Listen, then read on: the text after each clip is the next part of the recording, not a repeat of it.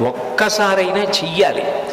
నేనైతే ఏం చెప్తానంటే వ్యక్తిగతంగా సాధ్యమైనంత వరకు సంకటహర చతుర్థి వ్రతాన్ని ప్రతివారు సంవత్సరంలో ఒకసారైనా చేసుకోవడం అలవాటు చేసుకోవాలి.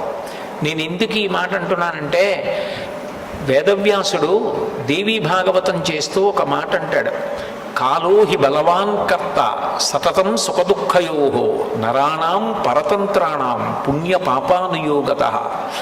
భగవంతుడు మనకొక సుఖాన్ని ఇస్తే మన పుణ్యాన్ని అడ్డుపెట్టిస్తాడు, మనకి దుఃఖాన్ని ఇస్తే మనం చేసిన పాపాన్ని అడ్డుపెట్టిస్తాడు. నేను చేసిన పుణ్యమేదో నాకేం తెలుసు, నేను చేసిన పాపమేదో నాకేం తెలుసు, అనుభవంలోకి వచ్చేశాక తెలుస్తుంది. అది అనుభవంలోకి వచ్చేసి సంకటం ఏర్పడిపోయిన తరువాత పరుగులు తీసే కన్నా అటువంటి సంకట స్థితి రాకుండా ముందే సంకటహర చతుర్థి